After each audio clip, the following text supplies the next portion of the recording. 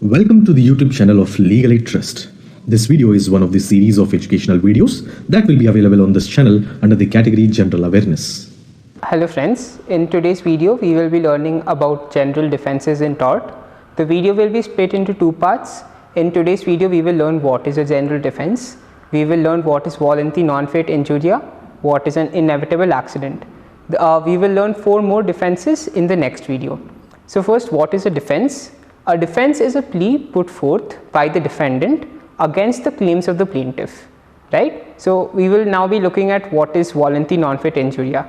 Volenti non-fit injuria means if the suffering is willing, then no injury is done. Accordingly, harm or even grievous hurt may be inflicted on a person for which he has no remedy if he has consented to take the risk. To this group belongs injuries sustained in lawful games or sports or surgical operations. The modern meaning is confined to the injury sustained by the person. Here, the risk to which a person gives his consent is the risk of an operation being unsuccessful.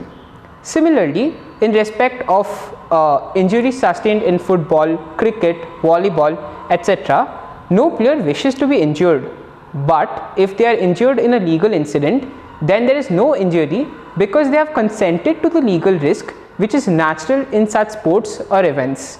The consent is not merely to physical risk but to legal risks as well. The consent may be express or implied. This maxim is subject to 5 exceptions. The game or sports or the operations must not be one which is banned by law. Football, cricket, hockey, etc. are legal games. However, boxing with open fists, duel with poisonous swords, etc. are legally prohibited. Similarly, notoriously dangerous process in cinema shootings are prohibited. In such cases, the maxim does not apply. The injury may be sustained by the persons who are participating in the games or by spectators or by third parties. Second exception, the consent must be free and voluntary. If the consent is obtained by fraud, it is no consent and the maxim does not apply.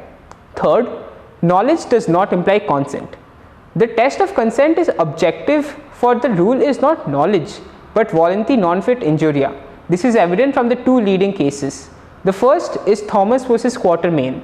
In this case, Thomas, who was working in a brewery, removed the top of a boiling bath, but the lid came off suddenly and he fell into the vat containing scalding liquid but was not injured.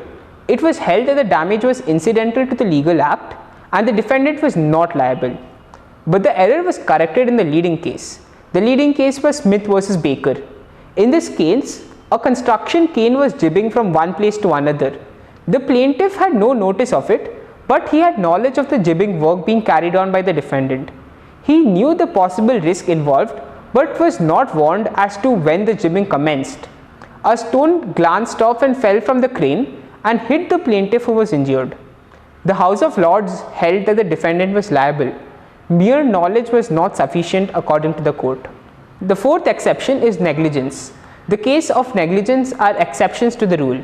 In Dan versus Hamilton, a lady passenger had the knowledge that the defendant, who was driving the car, was under the influence of a drink. There was accident due to negligence of the driver and the plaintiff was injured. The defendant was held liable due to his negligence irrespective of Volenti non-fit injuria. The fifth and the final exception is rescue cases. In case of circumstances where a person goes out to rescue another person, this maxim does not apply.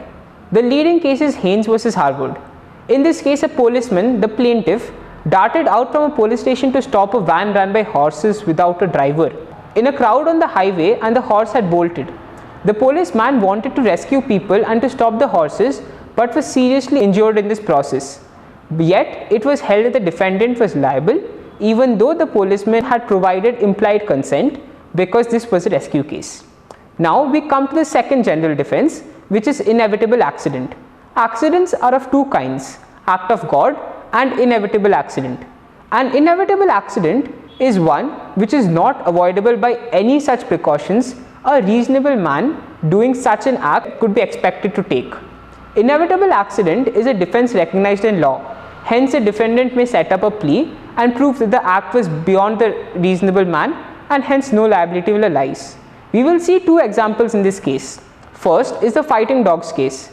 In this case, the dogs of the plaintiff and the defendant were fighting. The defendant was beating to separate them. The plaintiff was the onlooker. Accidentally, the defendant hit the plaintiff in the eye, resulting in a serious injury. It was held that the defendant was not liable as there was no negligence. The hit was inevitable and could not be prevented by the defendant. The second case is the dog and the motor car case. The dog, which was quiet and docile, had been put by the defendant in his car, which has been parked on the side of the road. The plaintiff was walking alongside the road. The dog jumped and barked and smashed the window glass pane. A splinter entered the eye of the plaintiff, causing an injury. It was held that this was an inevitable accident and the defendant was not liable. Thank you for watching. Hope you learned more about general defenses, and we will be covering 4 more general defenses in the next video. Thank you. Hope the information contained in this video was useful to you. We look forward to each one of your support and cooperation in making this initiative a success.